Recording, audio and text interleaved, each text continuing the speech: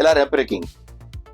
நேற்று ஒரு அன்பர் கேட்டார், ஷர்மா டெய்லி நீங்க ஒரு மெசேஜ் போடுறீங்க, இது எதுக்காக இப்படி ஒரு எண்ணம் வந்துச்சு உங்களுக்குன்னு கேட்டார். அவருக்கு சொல்ற பதில் இல்ல, எல்லாருக்கும் சொல்றது. நான் உங்களோட இன்னும் உயிரோட தொடர்பில் இருக்கிறேன் என்பதற்கு காட்டும் ஒரு அன்பான அடையாளம் தான் இந்த வீடியோஸ். நான் இன்னும் உயிரோட இருக்கிறேன் என்பதை இந்த உலகில் இருக்கக்கூடிய எனக்கு மேல் பாசம் வைத்தவர்களுக்கு சொல்லுவதற்காக நான் பயன்படுத்தும் ஈஸியான ஒரு ஊடகம்.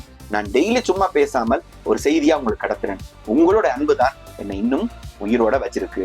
எனக்கு ஆதரவு தெரிவிச்சு ஷேர் பண்ணி சப்ஸ்கிரைப் பண்ணி இன்னும் நல்ல வார்த்தை சொல்லி எனக்கு இன்னும் பூஸ்ட் பண்ற அத்தனை பேருக்கும் இந்த இடத்துல மிக்க நன்றிகளை நான் தெரிவித்துக் கொள்றேன். நான் எப்பவும் உங்களோட தான் இருக்கிறேன்.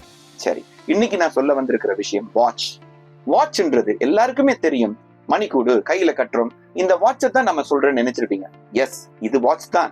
ஆனா அதை கண்ணால பாக்குற மாதிரி வாழ்க்கையில ஒரு வாட்ச் இருக்கு. அந்த வாட்சை நீங்க கண்டிப்பா கரெக்டா நீங்க இனிமே பாப்பீங்களா, இந்த வாழ்க்கை சக்சஸ் ஆகும். அது என்ன வாட்ச் தெரியுமா? WATCH.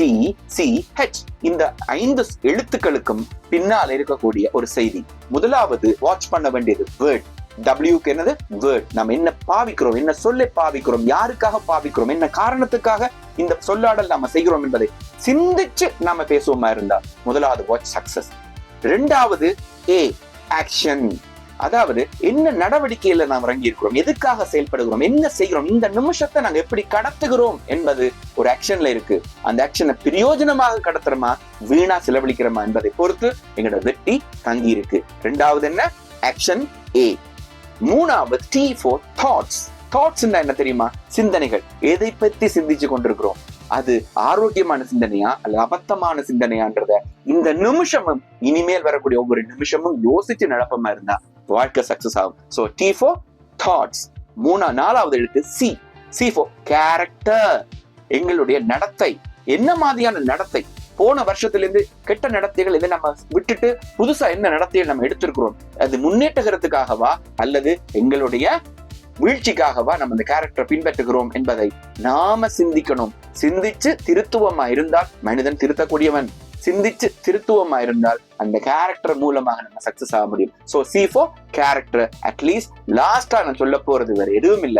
H for heart. இருதயம். இந்த இருதயத்தை நாங்க அன்பு நிறைஞ்சதா வச்சிருக்கிறோமா, பொறாமை வஞ்சகம் சூதுவாதிகளோட வச்சிருக்கிறோமான்றத பொறுத்து தான் எங்களுடைய எதிர்காலம் சக்சஸ் ஆகும். So WATCH. Words, action, thoughts, character and heart. இந்த 5ஐயும் உள்ளிணைச்சு வாட்ச் பண்ணுவீங்களா, அதை உன்னித்து பார்த்து வாழ்க்கையை செப்பனிட்டு வளர்வோமா இருந்தால் வாழ்க்கை சக்சஸ் ஆகும். நான் நினைக்கிறேன் உங்களுக்கு பிடிச்சிருந்தா கண்டிப்பா சப்ஸ்கிரைப் பண்ணி ஷேர் பண்ணி எனக்கு நல்ல பதில் சொல்லுவீங்கன்னு நான் நம்புறேன். Have a nice day.